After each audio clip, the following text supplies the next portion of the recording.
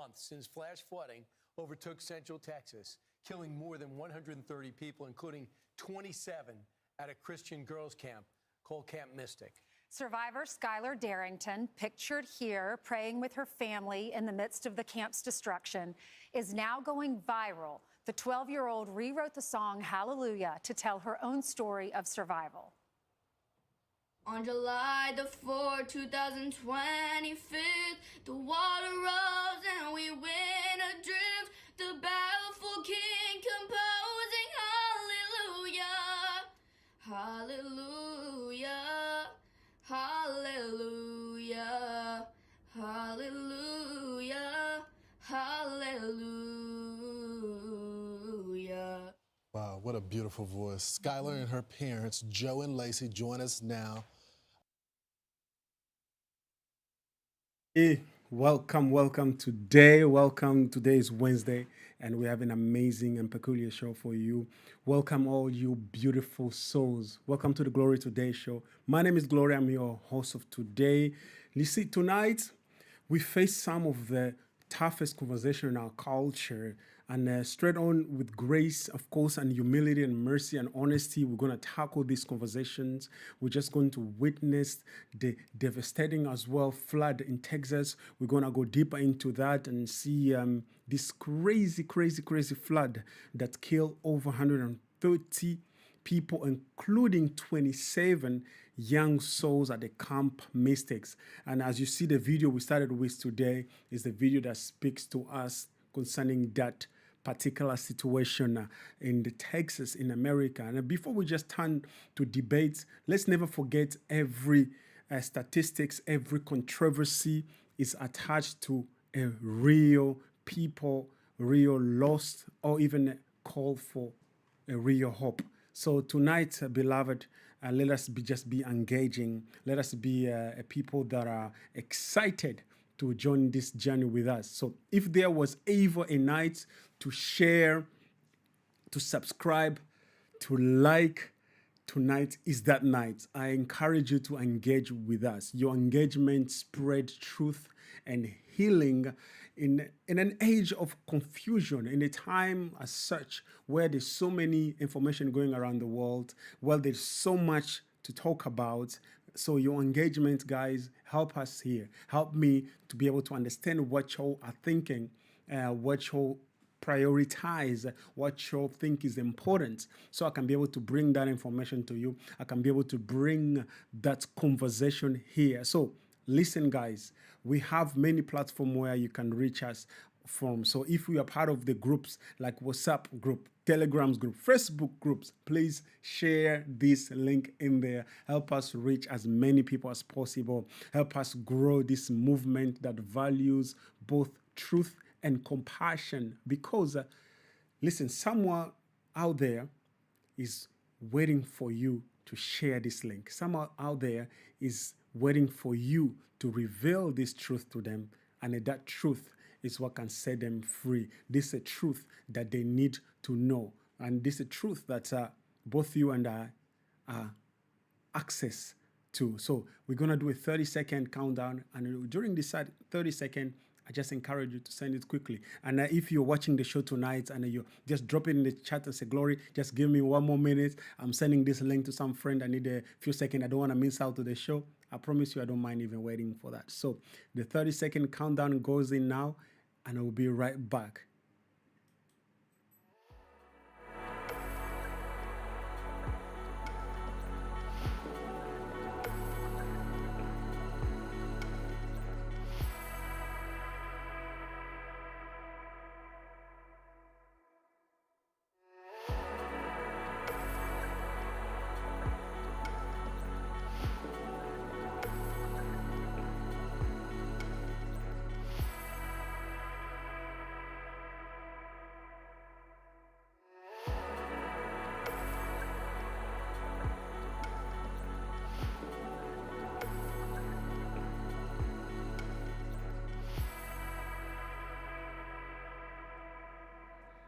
Yes, guys, welcome back. Thank you guys for connecting with us today. As I say, hey, engage with us in the chat. Engage with us in the chat because this show of today is very exciting. It's particular. There's so many nuances. There's so many content for us to discuss tonight. And I know it's going to be a blessing to you. If it is a blessing to you, we're really enjoying the show. If you have something to add, if you speak Dutch, als je iets kan toevoegen, please make sure you do that. Just add in the chat, drop a message. I have it right in front of me. I'll be able to see it. I will not miss it this time, and I'll be able to address it right away, whatever you share with us. So tonight we're kicking off with our first topic du jour. Topic du jour of today is about Amanda Seales. And Amanda Seales' debate and his and hers identity claim. So Amanda Seales, born July 1st, 1981 in Los Angeles, mother... Oh, she was born in Los Angeles. I did not know that. Mother from Grenada. This is my own notes, believe it or not. Mother from... Actually, why I say that, because there's a point I wanted to make concerning Amanda Seales throughout the show. So that point just went out of the water right now, just knowing that she was born in Los Angeles. Her mother, she's from Grenada. She's a single parent upbringing, often the only black student in her class. These experiences forged her identity. She holds a masterclass degree in African American studies. Let me just continue. African American study from Columbia University. Starred as Tiffany on HBO's this doesn't matter. Okay, appeared on the Real, and cultivated a large social media following because she's an actress. Basically, that's what it is. Just to skip all these formalities, she's an actress, sharp human, passion, actual debates, uncomfortable ideas. That's what I found on Amanda Seales. So the show of today, the recap was about a show on a Jubilee, as shown literally. Amanda Seales was let me just deal with something here. Amanda Seales was debating on Jubilee, and that's what we're gonna just dissect it, guys. It's not this has nothing to do with my own personal opinion, but simply it has to do with I'm gonna present the facts to you, and you guys gonna let us know what you think. Okay, I'm curious about what you think about, because we're gonna look at the dispute, the conversation Amanda Seales had on Jubilee concerning slavery is a very tough topic.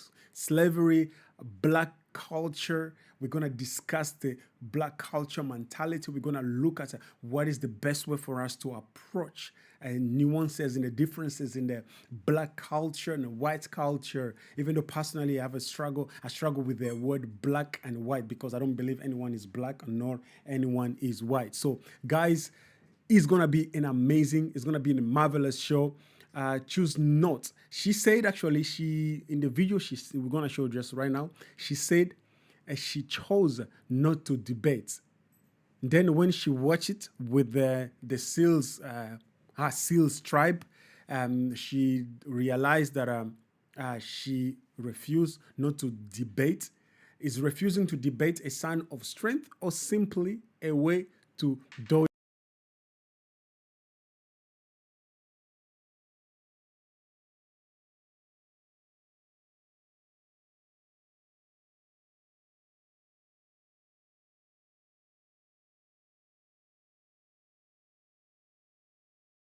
Should not. So basically, her claim is that if you are black, raised in the U.S., you cannot discuss reparation. You cannot discuss black slavery, because it's only left to those who are born and raised in the U.S. Do you agree with that? Do you not agree with us? Let us know in the chat. So let's check out this first video. Play this first video concerning Amanda Seales. Seen my episode of Surrounded, one black radical surrounded by 20 black conservatives. And I know everybody who watched it has many thoughts. Someone in the comments did say, wow, it's a shock that Amanda Seales didn't know how to debate. And at first I was offended by that. And I was like, what video did you watch? And then I actually watched the whole video last night with the Seales Squad. And I realized, oh yeah, I'm not debating. And the irony about this was that it's not that I didn't know how to debate, it's that I just chose not to debate. because the claims that I stated are not up for debate.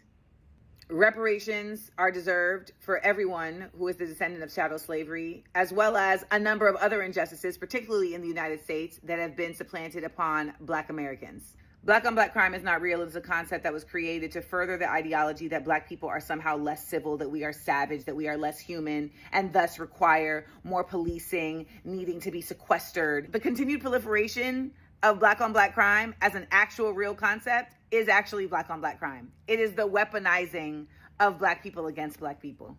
Systemic racism is not up for debate. It is what it is. And lastly, no, Black conservatism does not make any concessions or room or care for the working class. Actually, the concept of Black conservatives is literally an oxymoron. When I walked into that room and I saw the people that were there and how many of them were young people, I didn't want to debate them. And I was dealing with people who are deeply affected by indoctrination and by self-hatred. I wanted to show them the ways in which they had been misled to being able to show up for themselves and for their people. And of course, they're only a portion of this project. The true audience is not who you're debating, but who's watching and trying to get information and concepts to them that are being actively impeded. And that felt far more valuable than just being right. It's so interesting to me. If you understand her claim, guys, please let us know if you agree or disagree. Because her claim being, first of all, this what depicts from her attitude. If you even watch, we're going to go through the debate, guys. Don't worry, we're going to go through some of those videos. And you see the attitude she has. She presents this superiority complex that I'm up here, everybody is down here. And she even says everybody was younger, but no, everybody was younger than her. So just the mere fact that she claims everybody was younger, so she didn't want to debate them, just tells you more about it. And conservatism, she says, is a fallacy, okay? But this is the same people who are always, from the U.S. perspective, always voting Democrats, when the Democrats are the ones who are suppressing, even abusing or misusing Black people to achieve their agenda. So it doesn't make sense what she said, but obviously that's her claim. I'm curious about what you all think, okay? Just to be able to move on from this interesting take and be able, guys, just hear what she said. Take what she said throughout the whole video and listen now the debates, the conversation, because you see, she's born from a mother from a Grenadian American heritage. That's her heritage through her mothers. And she has this Black roots via her upbringing, merged with the Caribbean and U.S. Black culture in her personal identity and activism. So her career is blended from entertainment with outspoken, often polarizing commentary on race and justice, usually with a little patience for pushback. So whenever you just push back, she collapses sometimes because her values are not often well-rooted. So if you speak back to her, she doesn't like that at all because she believes she has a master's degrees in American Black American Studies from Colombia, so you have nothing to say to her, especially be young. There's a video that you see online of this young man who spoke to her, and then when she found out the boy was born in Angola, oh my goodness, she even told me, you even are not American, you have nothing to say here. So basically, in our opinion, an American, especially a Black American, is the one who is rooted and born in America. We'll speak more about it throughout the show. So our next video is about the reparation arguments at Jubilee. So basically, in this next video, Amanda Seales made a claim, and she allowed people now to debate her based on that claim. So let's watch the video, and I'm curious about what you guys think in this next one. I don't want to talk too much about it, so I really want to give you guys the room to share your thoughts on this particular topic. All right, reparations, fair, necessary. My question would be, who's going to get it? Why would they get it? And how long are we going to sit here focusing on trying to get reparations? It's been how many years since slavery? 150 years, 1865? Whenever there's a real thing that this country wants to do, they do it. Stop Asian hate. Okay, there's a problem with the Asian hate. Let's draft a bill, sign it, and it's done. Anything that needs to be done is done. With us, It's a carrot they dangle in front of us that they don't really want to do. And it's not going to help. We need education. Oh, it's not going to help. No, it's not. We need education. Getting a check from the government is not going to do that. And we need proper education. A lot of us go to these institutions where we're not really prepared, we're not really focused, and we don't get things that'll help us in the real world. So if you want to help Black people, a check from the government, from our tax dollars is going to get raised, because let's be clear, everybody in here is Black. We all American, we all got to pay taxes.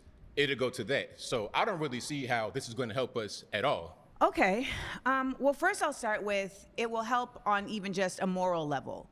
The reality is that the United States has become very comfortable with the fact that it does not consider Black people equal, and it shows that in many ways that I'm sure we will discuss over the course of today. But ultimately, there has not been a committed, concerted effort to shifting the mindset around the use of Black people as a labor force in this nation back when it was slavery, now in the use of slavery as slave labor in prisons. So on a basic cultural level, reparations are an act of repair.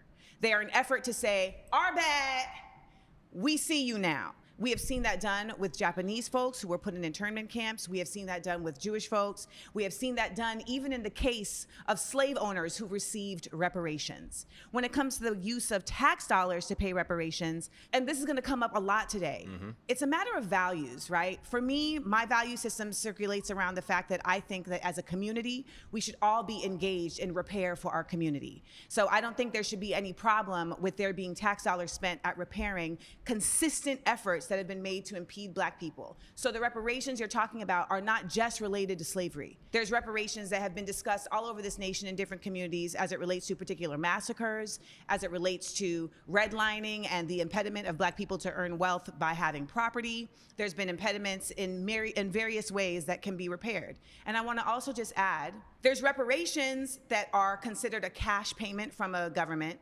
There's also the version of reparations that shows up in how funds are applicated to specific groups of people. So there's multiple ways in which what you're stating cannot happen could very well happen.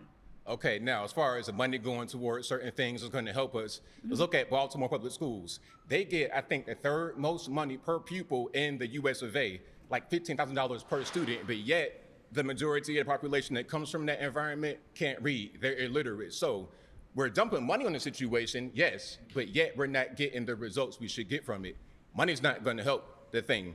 We need to just focus on what we need to focus on. As far as Black people being labor force of this country, what else are we doing? We got 25% of us on some kind of government assistance. 1 out of every 3 Black men will go to jail. We got to do something. We got to work with our hands, work with tools, do something, because we're not doing much of anything. And also, one more piece here.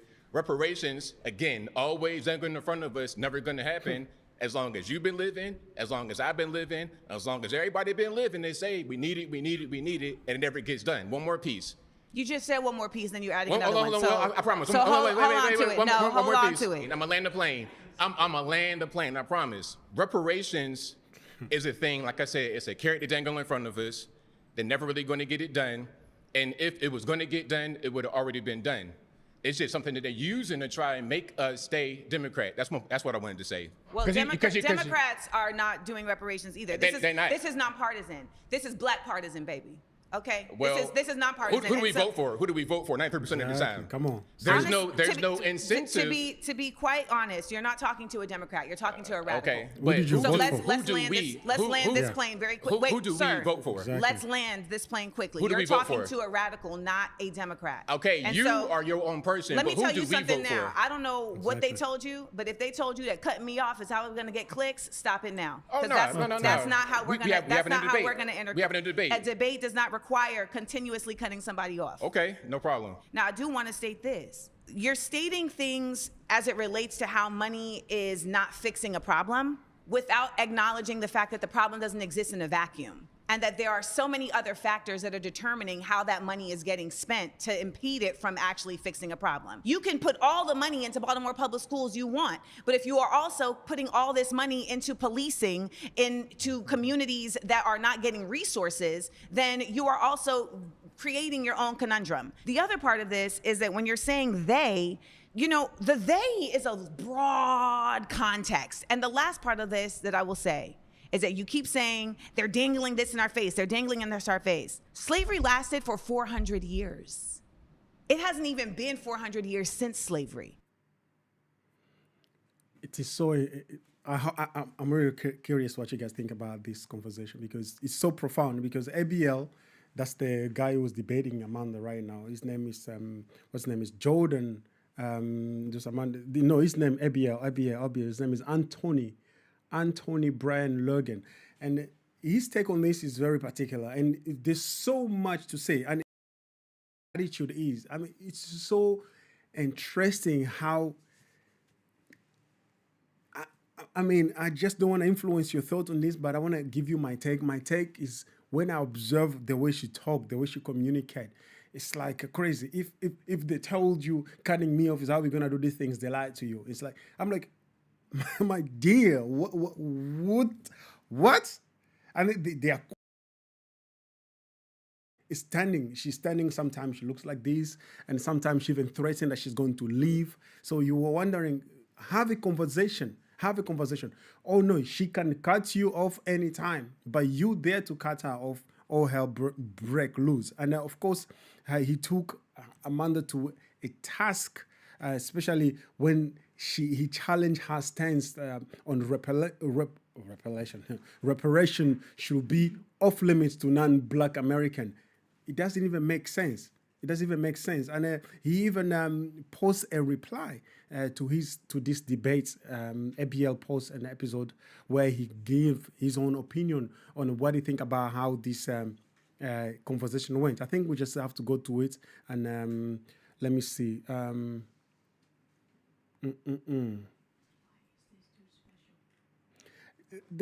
Because you see, ABL is a conservative voice known for clear, factual analysis, often challenging progressive narrative. So the people who are brought to debate Amanda here, they're just normal conservative. They are people who have certain beliefs, a certain view, conservative view, not even certain, really. They are clear for what they stand for. But the funny thing about her, if you call her liberal just for the mere fact, and you see that the Democrats in the US like to do that, when you call them everything that people like, let me say, conservatives stand for, they automatically go against it. So in this video, the same thing. If you call her liberal, she said, no, I'm not liberal, my friend. I'm not liberal. I'm Black. I don't know, whatever she said. But then he asked her a simple question: what do we vote for? And then she said, the we you're talking about is so broad, but yet in the same conversation, when you hear her speak, she always refer to us. She keep on saying us. It's also super vague. Be specific.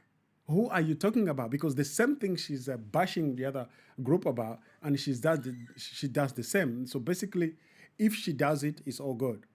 But if everyone else does it, it's no good. So let's just go into the next video, and hopefully it's a video of ABL replying or responding to what you think about this conversation with Amanda. Let's play the next What's video. that on your chain? This Oh, is no, that's not one it. from Israel. Lord have mercy. Yes, you gotta go. That's a choice that you are making for yourself. Yes. The thing with the whole reparations thing, and I don't know, we're probably close to the same age, so maybe you can't call me. How old are you? Just I'm pause it for 32. me. I am 44. You see that? Oh my God, you could not have paused it on the perfect time. I am 44. So it doesn't matter. I am older than you, and you must abide to my rulership. I am the queen of Wakanda. I'm wearing clothes as if, never mind. So it is crazy. And the question was asked, where is the rest of her white shirt? What happened to it? She did not have enough reparation. Why am I saying reparation all the time? It's a reparation, you know. So it is like, I'm repelling her. It is so crazy.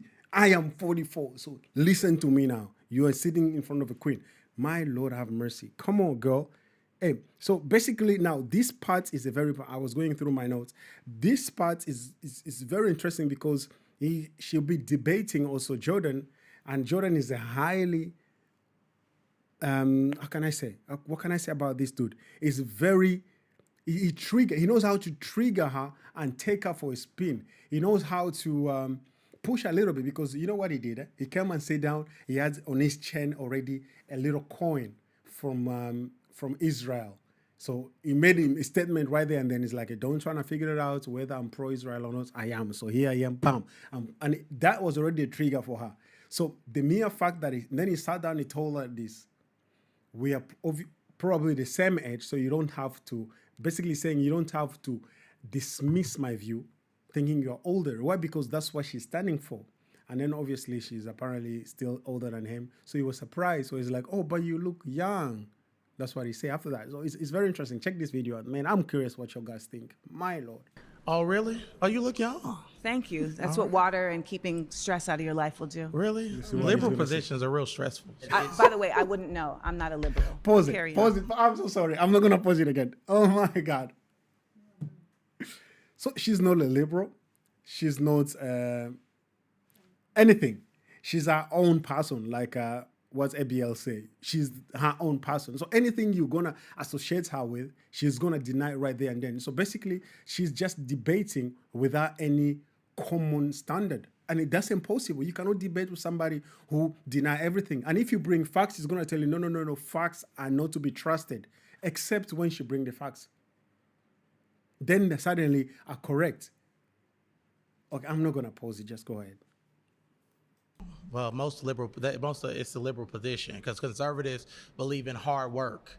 We believe in going to work and working for what you got, not asking for handouts from people who never had slaves. Some of the people that you're asking for money from never had slaves. And let's talk about the fact there were also black people that had slaves. Come on. So if you want to talk about that, how is that fair? If I'm a white person and my family fall on the side of the Union, why should I have to pay for slaves when this whole country was never all racist? Some of the founding fathers were abolitionists, and they hated slavery. And they actually put things in the Declaration of Independence and things too, because they believed that there would be a future where there would be a black president one day, or that there would be people in leadership that were black. There was people in the North who helped with the Underground Railroad and fought with the Union. So why is that fair for people who never had slaves, who fought against slavery, to have to pay for people that had slaves? One, from my understanding, you are more interested in preserving the fairness of those who didn't have slaves than the fairness of those who are the descendants of slaves. Right.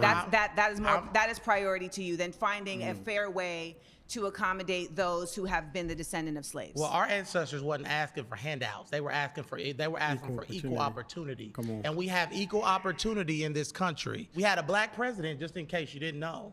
We had a black president and we had a black vice president. I mean, I think she was black. They said she was black. I don't know. So we had a black president, and you know who voted for that black man? White people, because you can't win a popular election in this country without white people. So Barack Obama is the product of white people. So let's get off this thing where, oh, America is so racist. What's making America so racist is people that continue to talk about racism and continue to focus on racism instead of focusing on unity and bringing our country forward. People that have this liberal mindset are infecting our communities, black people, and making us victims and not victors. I refuse to embrace a victim mentality, because that's not what our grandparents and Harriet Tubman and those people fought for. They fought for equal opportunity. Do not bring up Harriet Tubman's name in vain, baby. Please. Let's bring the Lord's name in vain. The Lord's name. Harriet Tubman was literally saving her family and others from slavery. Yeah. You know who helped her? White people.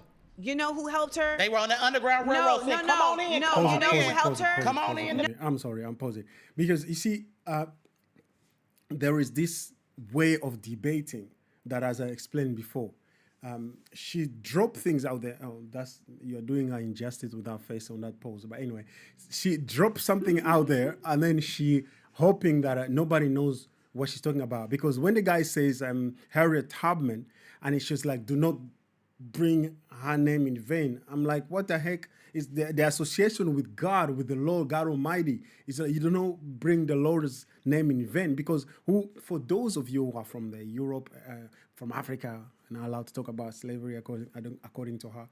For those of you who don't understand who Harriet Tubman was, she was helped by, she was actually somebody who stood up to save people, because Harriet Tubman was born in enslaved in 1822, exactly, in Maryland, escaped 1949, conducted 19 missions into slave states, rescuing 70 people, never lost a passenger.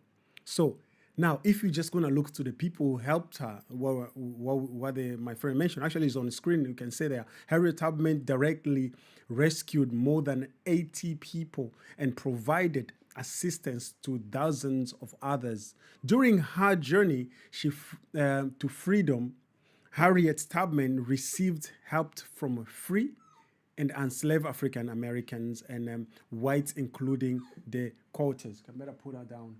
Whites, including the Quakers, you know. So more than 60 people. Exactly, more than 60 people. So basically, from my notes, Harriet Tubman also, she was helped by white Carters and abolitionist Christians, FSC on that.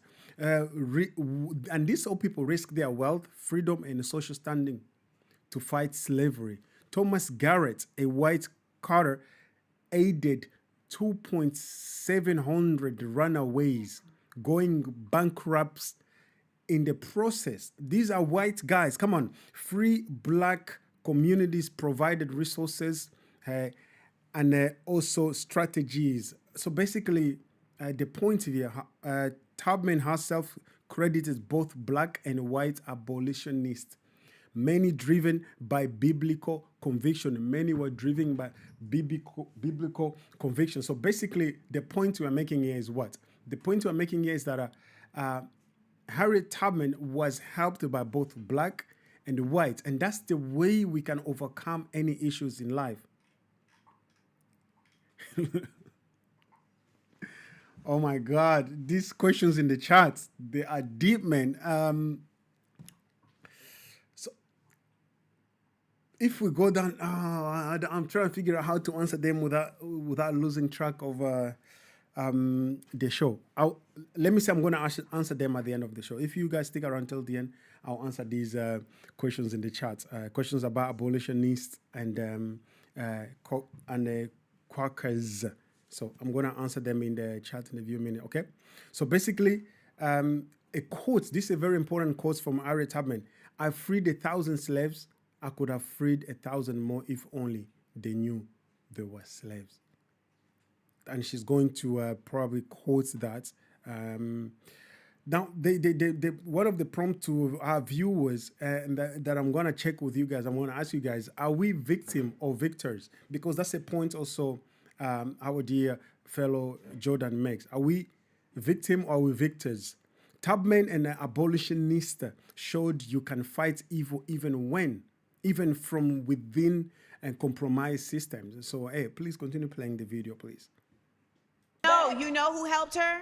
God and people who benefit from white supremacy. One of the things It's that a lie. White supremacy is a lie. No, sir, It's that's a simply lie. not Thank true. God I already showed you guys. If that who were helped not her. the case, then we wouldn't see the continued effort of colonialism and white people placing themselves in positions of power when they do not have the power. Because their culture. Black culture is toxic. The black culture is toxic. We have produced a culture that is toxic. And let's get on the fact that there's no fathers in the black home. Let's talk about that. Let's talk about that. Let's talk about that. None of this is gonna work if y'all are just gonna sit here and make Stop. It's not gonna work. No, it's a debate. It has to be in facts. You're putting off emotional liberalism right now. I am not putting off emotional liberalism. You're putting off unfounded lies based in conservatism. Misinformation. Remember they did the misinformation thing all summer where everything conservative did. They said You're misinformation. You're carrying a chain around your neck of an apartheid nation that actively wants to harm black people and What about the non-Jewish apartheid? people. What But about let when- me bring it what back. about when Let black me bring people it were back. selling black people Let me in bring Africa it. That was not happening and in the put them context that cages, you're saying. And they were selling Let's their bring own it people. back. Black people still sell Okay. their own people today too. By I don't the know way, if I'm gonna last. we're selling our Yeah, own you're not people gonna today I don't know too. if I'm gonna You probably last. won't last with me. I won't, because your ignorance is so See, overwhelming. y'all, that's liberals. Y'all start name calling when y'all No, getting it's defeated not in an name argument. calling. You won't have an argument because you keep cutting me off. Oh, well, that's fine if they don't let me come You back won't up. even. I made my you won't. point. You didn't make your I point. made my point. You haven't And made I'm your okay point. with being And let me voted just out. tell you about your point. You started off saying we believe in hard work. Yeah. And we believe in being compensated. Reparations is not though. Reparations is not hard work. It's stealing. It's Robin Hood. You said you believe in hard work. Yes. And you believe in being compensated for hard work. Yes. Were slaves compensated for their work? They weren't compensated for their work, but why should people who are sitting at home playing video games, smoking marijuana, Are you sitting at be home giving playing a video game? checks? Are But you no, the sitting at people that home they- playing a video game? The people that they wanting Am I reparations sitting at home for- playing a video game? No. The people and they I don't want know reparations I don't for- know who these people are that you're talking about, because the majority of the black community is not sitting at home playing video games. The majority of the black Where are community you is getting doing a that lot of statistic? things.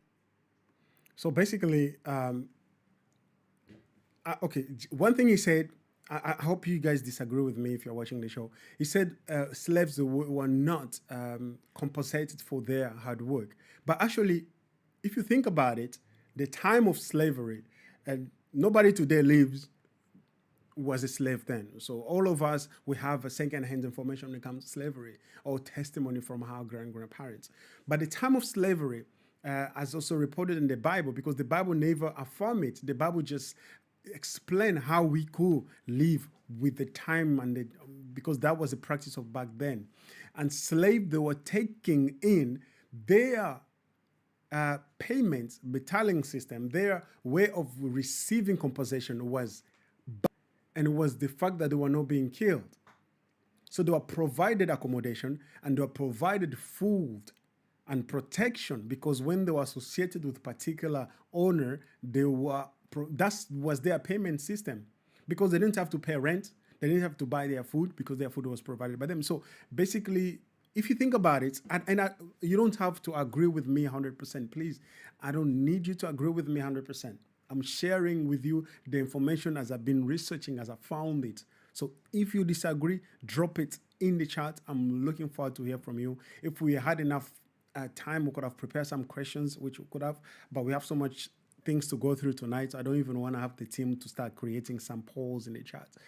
I mean, yeah, we have a lot to go through. So the question that was asked in the chat, what is a Quaker?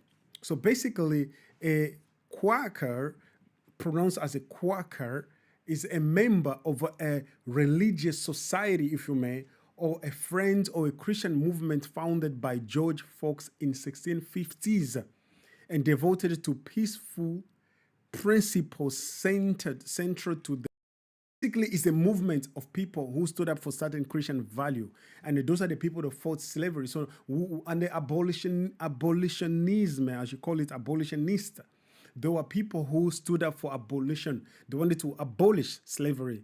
They were Christians as well. Oh my God! You have to understand that without biblical principle, it's almost impossible for us to fight against evil in the world. Otherwise, what defines what's evil, what defines what's good, if it's not word or the word of God, if it's not God?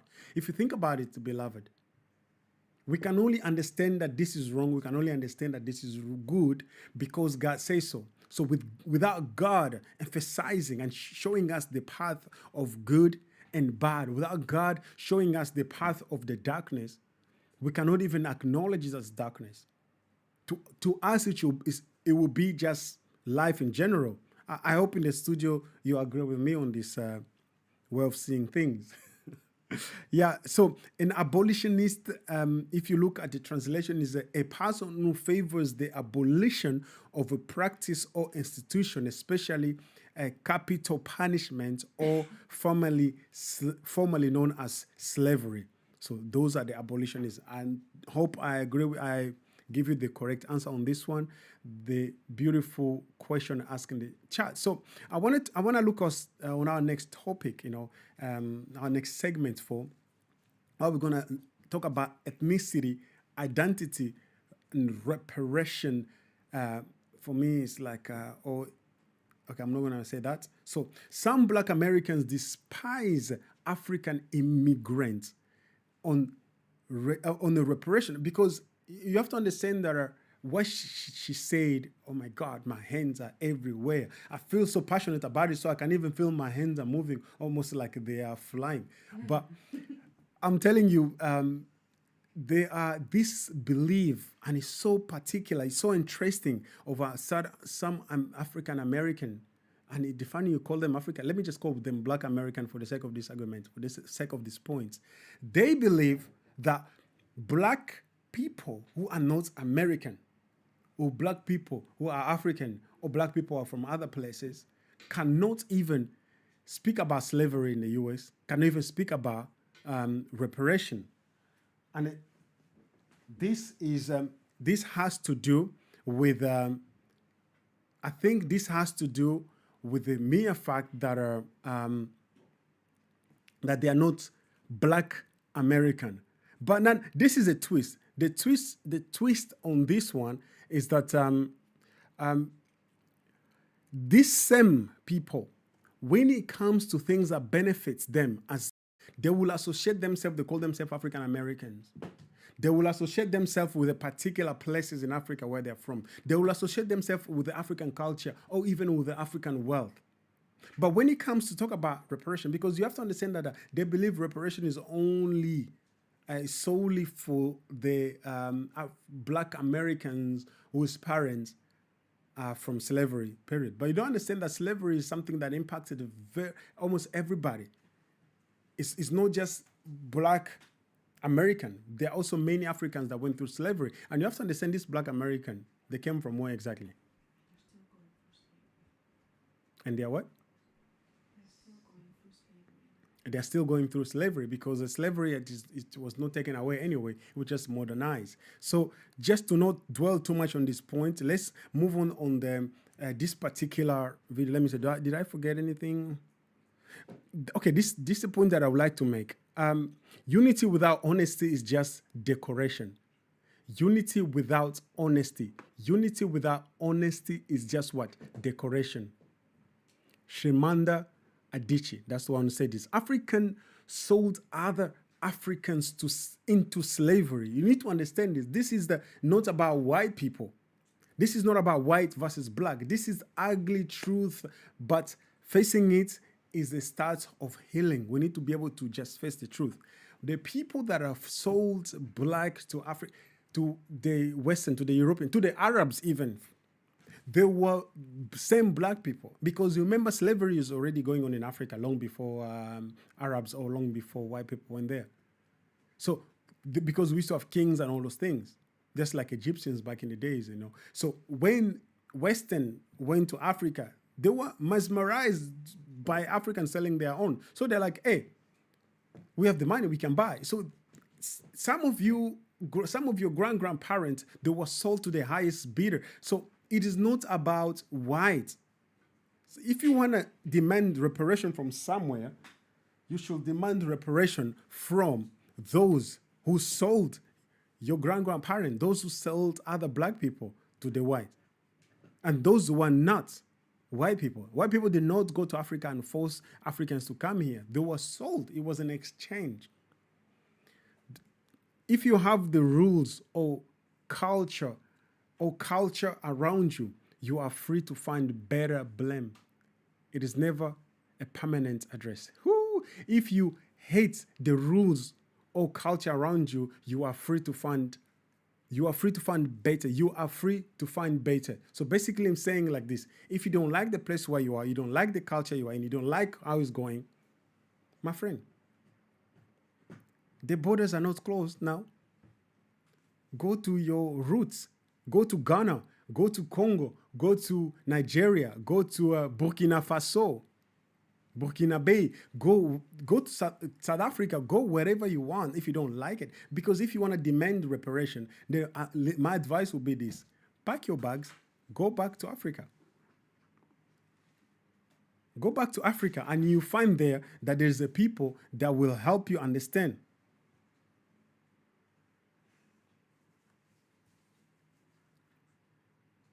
you find that you'll understand that it's not just about American culture, because you want to live in the US, you want to enjoy the privilege of being in the US and the what has been built there, and continuously complaining about what has been established, what's been made available for you. This Amanda, you have to understand how successful she is, and she claims she's black. She's super successful. So what are we talking about here? What are we talking about, guys? So anyway, let me see. So in the studio, by the way, guys, I have a puppy. I have a little dog in the studio. So she is just owning the place. She's living her best life indeed. She's just doing whatever. So sometimes if you see me checking under the table, sometimes she's just, I don't want her to bite my cable. Sometimes she's just chewing on my cable. So, and I don't want my microphone to immediately just disappear because she's been, where is she at? When she comes close, I'll show you guys how she looks like, because she's a force to behold. But anyway, we're gonna move on to our next video, and this is a video from a short compilation that was created by Louder with Crowder, and I love the way they just put all this liberalism into one perspective. So let's just cue that video before I lose the focus of our amazing viewers tonight. I'm not sure where your education came from, but they lied to you. I hope some of y'all are acting. I really do. Here, see? I knew I was gonna be surrounded by ignorance, but damn, let's go. And my points are just as valid as yours, even though you got a pocket square and a Church of Christ pin on your chest. It's not a Church of Christ, it's whatever. a cross. It's a cross, same difference. You got an American flag and you think you know something because you a cop. And ultimately, Not a cop, dispatcher, there's a difference. it's ACAB all day over here. So let me make that clear, too. That's being direct to you. But you're literally speaking this, and you're not going to do that with me either. So you're stating your point. Y'all just want to be seen. I don't need to be seen. That's why you're dressed like a poisoned dart frog. Space that is tricking you It's into just like she fell into that you are 4 something buckets of that you paint. are not. I have not had, First of all, you're a light-skinned woman. And so are you. Yes. And you're doing great for yourself. Yes, and so colorism really does serve us. Tell me. God, this is scary. You need to think about me as your mama. Do not talk to me in that fashion. So let's check that now. Anyway, yeah. So let me see, guys. I want to show you guys something. Come here. Let me introduce you to the viewers. So, guys, this is what is keeping my attention out of focus. She is all over the place. Wanna bite anything, she can bite. Wanna lick everybody and every face. And she's amazing. She's a beautiful dog, but forgive me if you see me a bit distracted looking under the table or trying to correct her. That's what we're dealing with. And of course, I wanna make sure she's free. I don't wanna just lock her up. So, yeah. Anyway, so you saw that compilation. You don't want her to be a slave? I don't want her to be a slave, no. And she's blonde anyway, she's white, so she can be.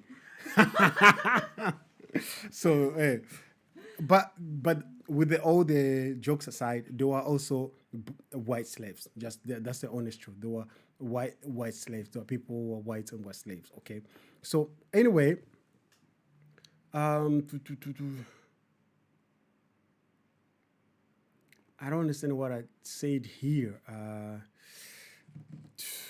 But hey, let's just move on. This compilation just highlights shortly her attitude, the way she was treating each and every person that came on that debate with her. My God. And thank God they are conservative, so they had like a fruit of the spirit that was functioning within them, so was keeping them from outbusting.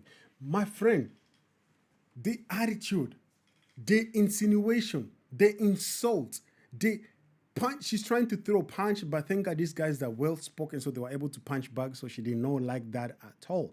Hey, let's play our next video, because I believe our next video is gonna be gold, because this next video, just play it. I won't say much. So you say that black on black crime is due to underfunding and over-policing, essentially. Yes. I actually don't necessarily disagree with one of those. Okay. I think that, however, the government, who do you think should be responsible for the funding piece of the black community? Should that be something that the government should step into, or should that be something that we as black people need to handle ourselves? Dr. Jordan Peterson and... Because here, I just need to present this to you guys so you understand what we're talking about. Here we're talking about the reparations still, who really got paid, who did not get paid. So, there is a point they're going to make here, because in DC, in this District of Columbia in the US, there were a composition plan that was put in place for the Emancipation Act in 1862, signed by Abraham Lincoln, April 16, 1862. Basically, it was a plan put in place, gave to DC slave owners. They gave them a money of up to $300. Please, $300 now is value of $8,000. So imagine it's a bit of money, but this it was per freed slave. Understand? So if these people had like 3 slaves, each freed slave, they get $300 value of $8,000 today. And this was covered by, it was, how can I say, covered to, this amount covered 2,989 enslaved people. Cost the governments for about 930,000 plus dollars, okay? Why slave owner got paid? It's good to understand this. Slave owners, they got paid by Abraham Lincoln so that they can stop slavery. So they were encouraged to stop slavery. That's why they got paid. The payment was not to encourage slavery. The payment was to pay them because they were slave owner. But the payment was to them so that slavery could be stopped once and for all. So please continue. And even Thomas Sowell and several others have stated one thing, that poverty and crime, there's a positive correlation. Mm-hmm. There's also a positive correlation in the black community of absentee fatherism being one of the root causes leading into criminality. Black males that grew up without a father are 10 times more likely to engage in criminal activity. And so I think one of the— Can I put a pin right there and ask you a question? Ask me whatever you like. What is the root cause of there being less fathers present? Bad decision making on the part of the fathers. We live in a patriarchal system. Like it or not, men have dominated the socioeconomic, economic, and political power of this country and the world since our existence. So our bad decision-making, especially when we focus on the black community, is the root cause of fatherlessness. What type of decisions? Not marrying the women we decide to lay down and have children with. Come on. Not being careful with the seeds that we plant in women. No woman can get pregnant without a man planting his seed inside of her. So therefore— So it's marriage. Well, that's a part of it. That's marriage is a part of it. Okay. But the true piece that I'm looking at is connectedness between familial units. The black community was at its economically strongest while being at its poorest during the segregation era. Prior to 1968, Dr. Martin Luther King in his last speech said that we have an annual income of more than $30 billion a year, which is more than all of the exports of Canada and more than all of the exports of the United States and more than the national budget of Canada. That was when we were economically at our poorest. Yet 85% of our black children were growing up with a father in the home. There was less black on black crime. There was less disenfranchisement. Why was there less black on black crime? Because we needed to live together. We had to stick by each other. We had to stick What by was each there other. also less of? I'm not sure where you're leading. That's a leading question. I don't like those. You don't like this? I don't like leading questions, no. I like direct stuff. So essentially, when we were living in our own communities, we were also policing our own communities. So we were not being used as statistics in the same way to determine how resources were provided to our own communities. When we were going to the government saying, hey, we deserve, because we are supposed to be separate but equal, we weren't saying, hey, we want to be with y'all. We were essentially saying, we want what you are stating we deserve. And that is what all of the efforts of the civil rights movement has been. It's literally just been to say, you said when we got out of the Civil War that we would be considered citizens, and all citizens should be getting equal access to these things. However, you are actively allowing the Klan to harm us. You are actively allowing— Who's killed more black people, the Klan or us? I would like to continue my statement. I let you speak uninterrupted. Pause it. When we talk about— Pause it. Do you hear what she said? Do you see the attitude? And these guys are humble, man. I would like to continue my statement. I let you speak uninterrupted. Was that true? Guys, just go back. Just, not even all the video. Just this piece, this conversation with him. See if... No, I'm not saying you should go back. I'm saying viewers who are watching this. They should go back and see. And see if she really... It's okay, just to remain there. See if she really did let him speak uninterrupted. She interrupted it throughout. She just was interrupting him. Please play the video. allowing the Klan to harm us. You're actively allowing. Who's killed more black people, the Klan or us? I would like to continue my statement. I let you speak uninterrupted. You did. When we talk about this concept of who is harming us, we are really making a false claim when it comes to black on black crime, as if there isn't white on white crime. There's also this unnecessary effort to try and pathologize black on black crime in a way that you don't try to pathologize white on white crime. There are white people killing each other every single day. Now, they may be on jet skis in the pictures after they shoot up their whole family, but nonetheless, there are white people killing each other every single day. Now, much of the reason why you may see more numbers in terms of black on black crime are for two reasons. One, the statistics be lying all the time. We have seen this. Numbers? Okay, when you we have say seen that, this in a real way. So in New Jersey. When you say So in New Jersey, what numbers can be trusted? Because with the previous speaker, you I'm said about to statistics all tell the you time. right now. Okay, so your sources can You be can't trusted. such number. No, I'm literally about to give you an example of numbers not being able to be trusted. Okay, talk to me. That's what I was doing. I'm listening. Okay, then listen. Oh, my ears open. So listen, in New Jersey, Uh-huh. they had a statistic that was created by the police department that said, look at how many black people are committing crimes. Look at how crazy this number is. These black people are so exorbitantly violent. Look at this. And then people went and actually matched the names that they were booking with the faces of the actual people incarcerated. Okay. And it was proven that they were lying. So that's one. So that's one instance. That's Hold on. one No. You're example. talking to somebody that works as a police dispatcher when I'm not making content. So here's the thing. I So see. no. You see what? Well, The truth is, you're about to see the truth if you just give me a second. Like Trump said, just give me a second. I'm going to do the weave, but give me a minute. Well, here's So what when you all keep doing. You just keep interrupting me when I'm talking, and you don't want to hear the point that I'm going to make. The point that and you're yet you want raising- me to respect your point. And that's not how a debate works. So if you want me to keep getting louder, I will do it. But ultimately, if I show you respect, give me the respect back. I let you talk. I let you make your points. I am countering your points. And my points are just as valid as yours, even though you got a pocket square and a Church of Christ pin on your chest. It's not a Church of Christ. It's Whatever. A cross. It's a cross. Same got difference. triggered You got an when you said American flag Trump. and you think you know something because you a cop. My and God. ultimately, Not a cop, dispatcher. There's a ultimately difference. it's a cab all day over here. So let me make that clear. But let me also add to my point. My point is that you can sit here and blame black people on black people all day long and not acknowledge that we are forced into. You're coming to interrupt me again. I haven't even said a word. This is just a definition of a liberalism in play right now. How do you defend this? Yes, I know some of you may be watching it and you're right, and you think like, no, she's right. It's not everything she's saying is not necessarily false. It's her delivery system that's a problem. The attitude sometimes, the condescending tones. I'm like, what in the world? She keeps saying, I'll let you speak uninterrupted. When she did interrupt them, she's leading them into a different direction when they're trying to say something with questions and all these things. Oh, good. They're okay with that. But when she speaks, she's like, don't even ask a question. Don't even say points. And then she goes on and starts being so upset. She really becomes so upset, worked up. Oh, and mercy. So let's move on. Systematic racism.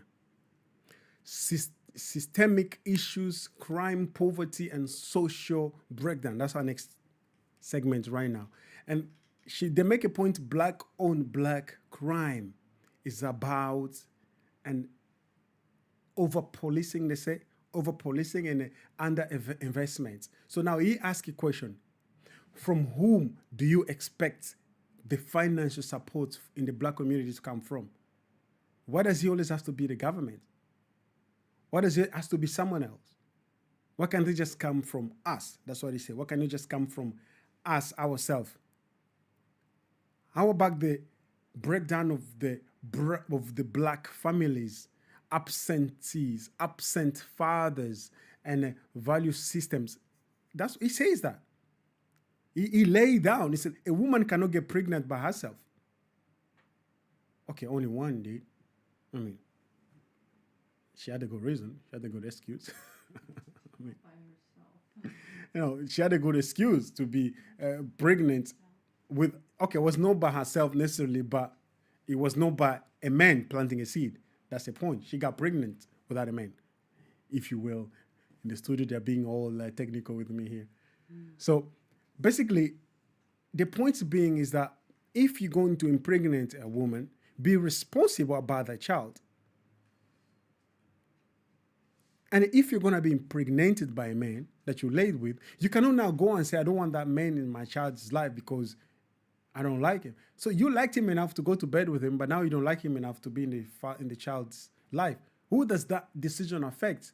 Maybe not you, because you might move on and do your thing, but the child will always need their father.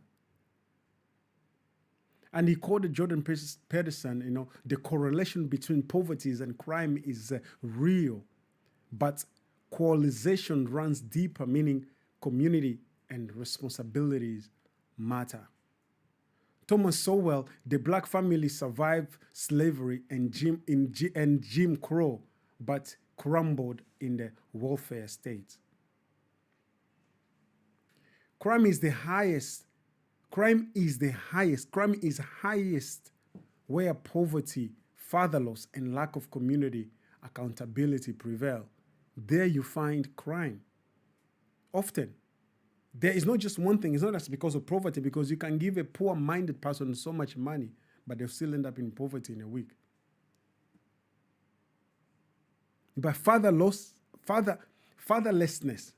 is impacting a load of society, a lot of children. Today, you can look on the social media, beloved, and see how many young people are behaving. It just signified their upbringing. When there's no father to take stand and correct and rebuke, a child end up in chaos. Lack of community accountability. When us as a community, before I was having this conversation with somebody, I can't remember who, and say, before, back in the day, it took a community to raise a child. But today, it takes government and police. How do you think the child is going to become? Let's move on, guys. Let's move on to our next segment. Next segment, interruption and defense. Hey, my goodness. This next segment is hot because Amanda demanded the right to not be interrupted, to interrupt but erupt in anger if challenged. What a double standard. Because you cannot interrupt me, but I should interrupt you. You cannot tell me what to do, but I'll tell you everything what to do. Play this next video, please. Hello. How are you? I'm Jasmine, the pretty It's gonna get hot a little bit. Say less outfit. Okay. Thank you. So this is my thing. I think the premise of your question was black on black crime. So I think I'm coming from a place, and I guess my issue is having had my biological father murdered by a black man, having had my cousin shot in the head by a black man. We can talk numbers and statistics and what the people are doing, and what the white man is doing and all that. But at the end of the day, I see when my family lives on the south side of Chicago, and I think you and I both can attest to this, and I'm not saying that there are not other factors, but we know that we kill each other at a disproportionate rate than any other race. Now, why we do that and why 6,000 to 9,000 black men are gonna be homicided or killed or whatever by the end of the year annually by other black men, whereas the likelihood of a black man being killed by a white police officer is less than 150 per year, we know that we kill each other at a higher rate. So I'm not debating that there are not factors at play, but because I've lived the experience as a black woman losing my father to be murdered by a black man, walking down the street being, by the way. No worries, thank you. But walking down the street in inner cities and different things, knowing that it's more likely that my own brother will rob and rape me than a white man or a white officer, we gotta be real. What's your proximity to white men in the south side of Chicago? Are there even white men around to rob and rape you at the same rate that there are black men? There are white men around. At the same rate? There wasn't a lot of black people in there, but then that doesn't justify the fact that we're destroying each other. So even if we get to the root, like we can agree on that, okay, sis. because I feel like a lot of Nothing times liberals will argue like, well, I'm not the a white liberal. people are killing I am people. I'm not a liberal. Okay, well, I will say that people that sometimes have your stance that are against conservatives, maybe, they have this claim that they're making it up, they're making up the numbers. We know that we do that to each other. So I want to get to the root of the issue. Why are we killing each other?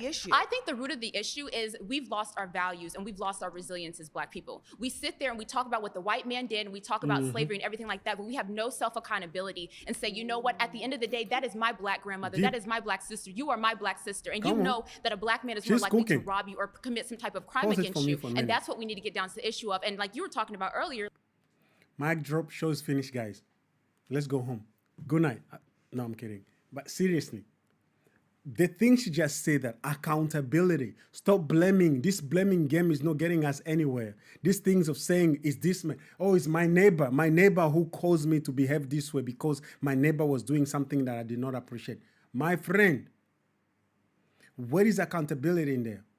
That's what she's saying, literally. Please play. I just don't want to go too much. Like, hey, confirmation. well, what's going on? You know, what do you think the answer is to one of the brothers that were speaking? I think it's the breakdown of the family. I think, like he said, because of our poor choices, and what happens is we look at domestic violence, for example. When domestic violence, women or men are even attacked, what is the first thing we say? It's like, you know what? It's not your what? It's not your fault. So that's what we do. We hold on to this narrative that, well, it's not our fault, and the issues in our community, they're not our fault, and the white man needs to give us something. The old white lady down the street is looking at me, and I don't know why she got braids in her hair. And we focus on all these other stupid things that don't matter. We don't get to the root of the fact that we're killing each other at a higher rate than any other race. It is self-hatred amongst us. I believe that we can do that. That we, my cousin, my mom's cousin, excuse me, coming from the church parking lot, and guess who stuck her up and robbed her at gunpoint? A black man.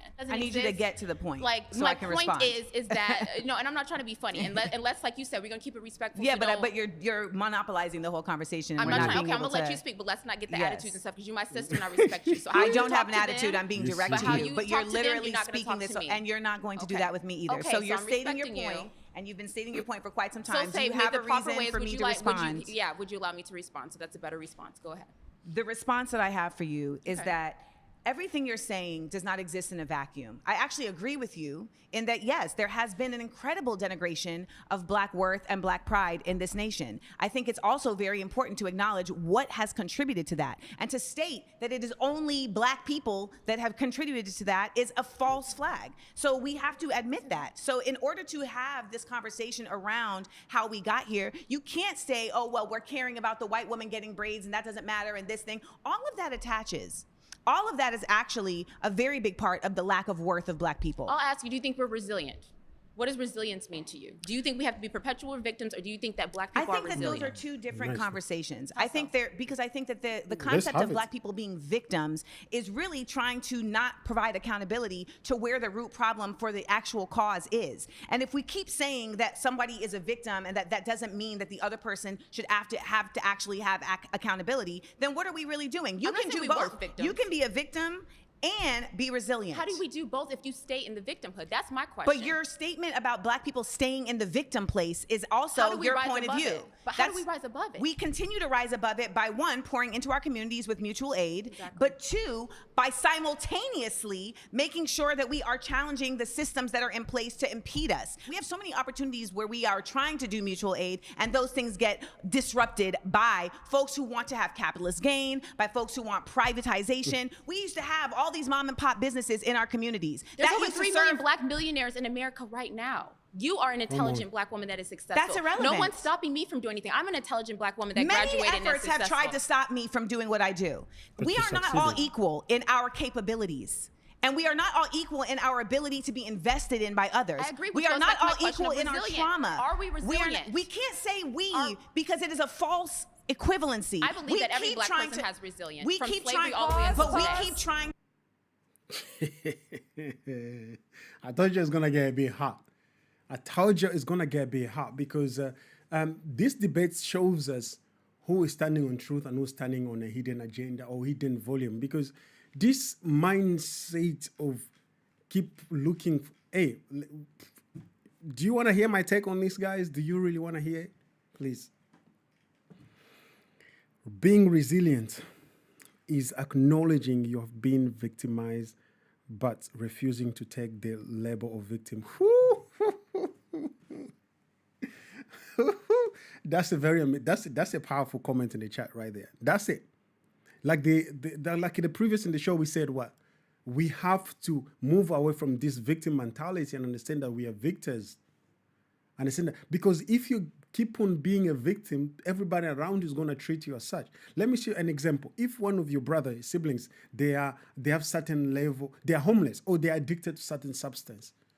But if you keep on treating them like addicted or homeless, they will behave like addicted, homeless. Decided to treat them like a victors, like somebody who's able, and paint a picture of victory. As in the chat say, resilience, acknowledging you've been victimized by refusing to take the label of a victim. Acknowledge that you're dealing with substance issues by refusing to take the label of what? Of weak and unable to defend. You're gonna stand. Many millionaires today, have been homeless. Many millionaires today, they face bankruptcies. Many today, many of you watching the show today, you have your home, you have certain success in your job. But did it just fall out of heaven? Well, miracle do happen. I cannot deny that. But some of you had to apply and reapply and reapplying. Some of you had to break some walls. Some of you has to have a conversation that was not okay, was tough, was despised, were you, and you still stood up. You did not act like a victim, but you acted like a victor. My goodness, the working class. There's this claim that then she made again that conservative are not for the working class. That you cannot be like conservatives is a fallacy. This is also a very interesting and very peculiar things to say. Let's play this next video, please. Dog. Okay, talk to me. So I think black conservatives, we're the ones who really want the best for working people. Oh. I think we're the ones. Okay, Like a lot of the liberals, a lot of let me leftists just ones add a bit of a summary because Amanda, her claim is that black conservatism fails the working class in the U.S. And why are we talking about this? Maybe you're in Europe, you're wondering why because this is applicable here. The difference between the West and Europe and the U.S. is that in the U.S. they're a bit bold, like a lion sometimes overly bold, sometimes overly bold. And it's a good thing because it helps us. It helps us to reveal a lot of things that what Donald Trump did also at the White House. He was able to open the curtains and turn on the lights inside the house and tell everybody that's passing by, look inside. So that's why US is comparing to Europe. And in Europe, we have this idea of trying to hide behind, you don't want to show all your hands, you don't want to show who you are. And our government is doing the same thing. Every time you dare to speak up, you get silenced. And Africa culture is more doing everything in the shady ways, behind closed door, in the dark alleys, so nobody knows. And when you're confronted, you completely, absolutely denied, and the next day, the neighbors wake up, you already moved out of the neighborhood, you moved to another country. But in America, they give us this opportunity to have this conversation. So actually, I'm having this conversation as if I'm talking to the people in Europe and in Africa or whatever.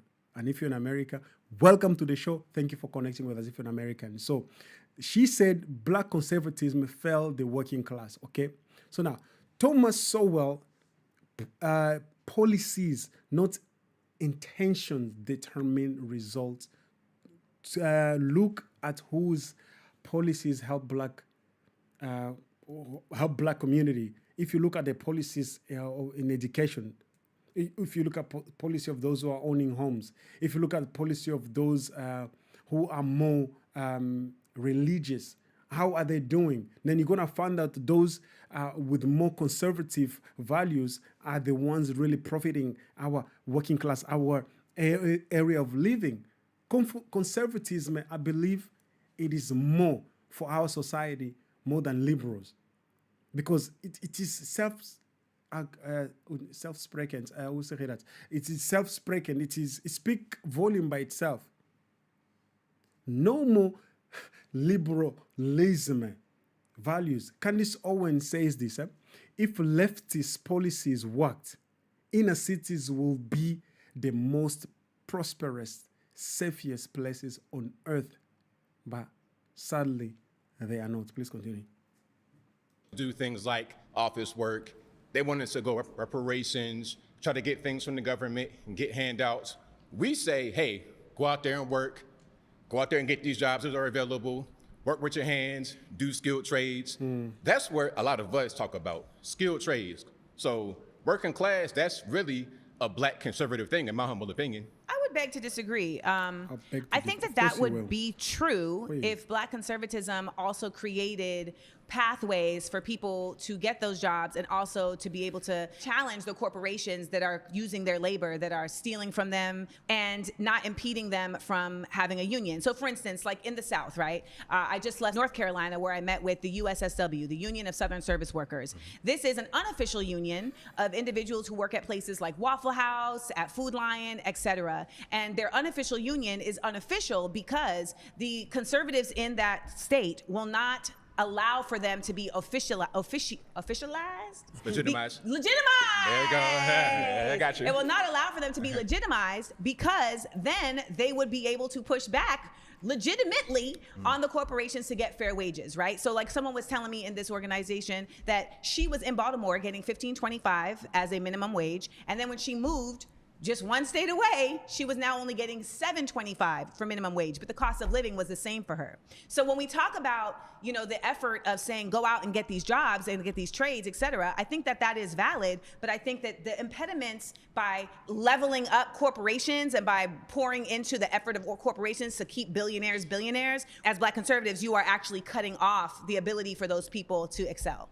Okay, I understand your point, but a lot of us are more about being self-sufficient. So the South, a friend of mine down there in King Randall has a school for boys. He's what, 22 years old? He has a bunch of kids living with him. He's teaching them physical skills they can do. Okay, being a mechanic, working on your car, working on your house, building things with your hands. So you don't got to worry about corporations. You could be your own man. You could be your own woman. And also, didn't you? No. You're against unions, but are you for them now? No, I never said that. Oh, so you're for unions? Absolutely. So when the unions keep Black folks out, you're for that as well? Because that's traditionally what they've done, keep Black folks out, correct? Obviously, I am not for that.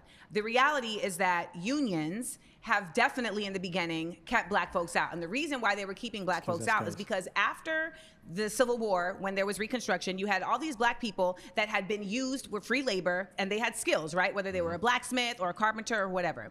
However, they could not get jobs because the white people who now had to fend for themselves, if you will, because they didn't have slaves, they had to go and learn all these trades. Right. And so they actively kept Black people out of those jobs. And then what they would do is that when they would, as a union, say, we're going on strike, the Black people would be like, well, we'll work because they won't let us in their union anyway. And then when they would go and actually get those jobs that the people were on strike for, they would hang them. They would lynch them.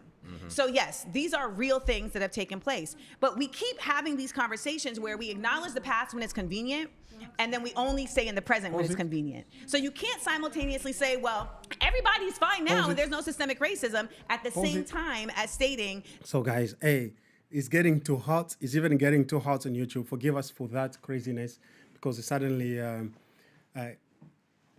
YouTube start acting up. The devil is a liar. We're going on hard.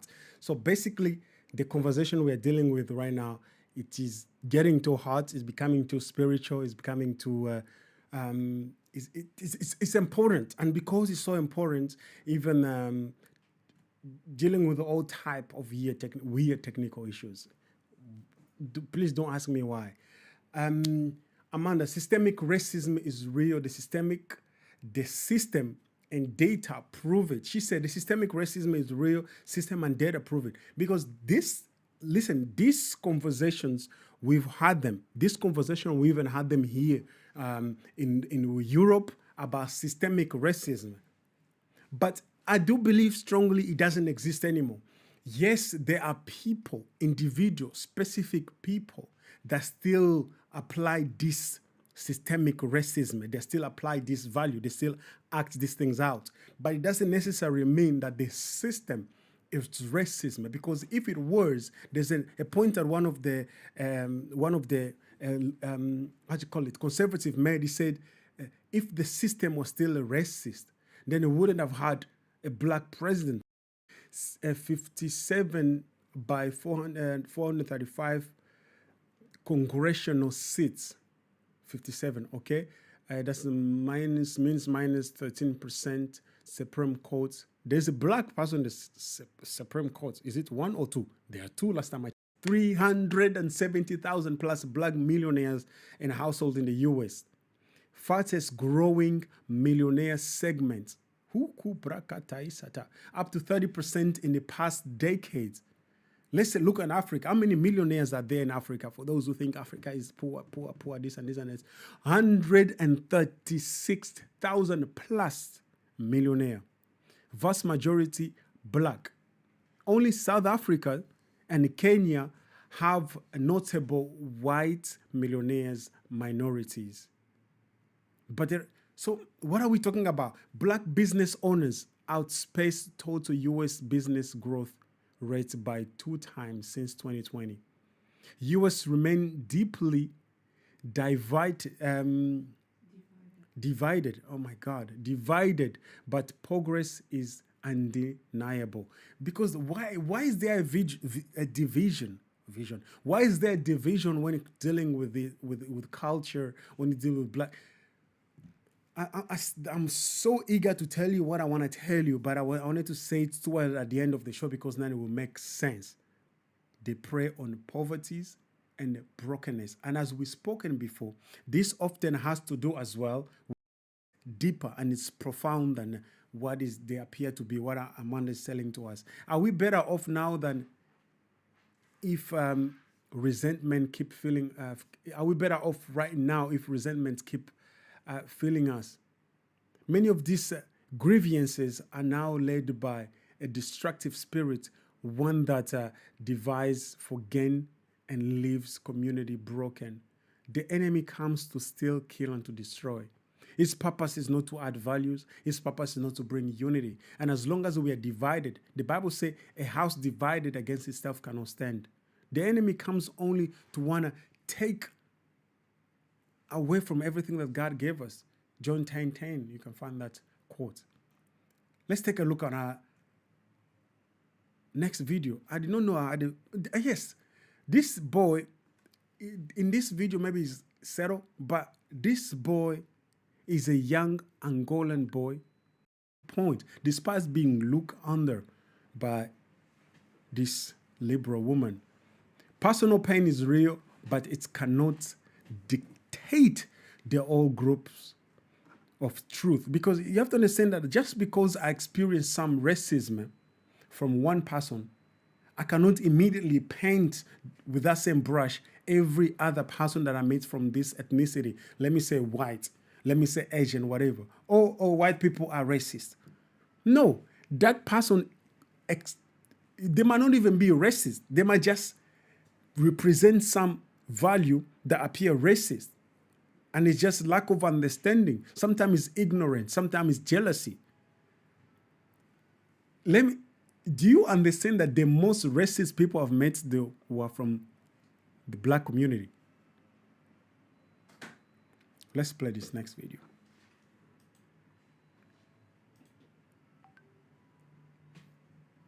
Volume. Ethnicity is where you're from.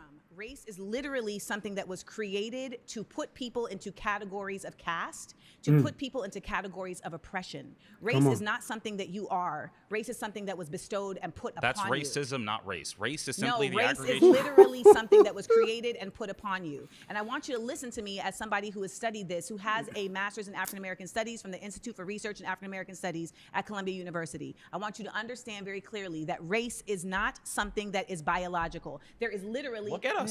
Look at the differences. There is many differences that are equated to ours that And has they're nothing not to do with biological? race. Melanin That has nothing to content do is with not race. biological at all? So if you have a black parent and you have a white parent, and now you come out looking white, how is that a biological But most proof of your race? most of them There's come no out most of them. having Stop, curly stop, hair. Stop. There's no most of them. You do Mixed not have race. anything to You're do with mixed that. race, That's too. I am not mixed race. My mother is disrespectful. black and my father is black. Well, my father is also considered black, but he's very much has a lot of European DNA. And You know what I think? I think that you are at a phase of your learning where you Oh are my contrarian. God. And I look forward to seeing your development because I What have a the feeling that heck? you're actually going to flip the script eventually because you are somebody that definitely is grounded in wanting to learn facts and wanting to learn the truths of things. However, you're currently still stuck in an indoctrinated space that is tricking you into thinking that you are something that you are not. You are a black person who is literally having to receive the results of racism, but ultimately you are of an ethnicity that has thrived in spite of it. And that is where we really exist from. And that is where our resilience comes from in spite of systemic Pause it. racism. I think our resilience is Pause it.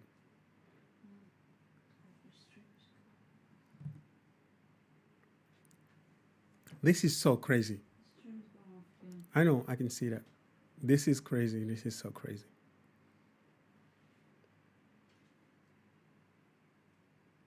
This is ridiculous.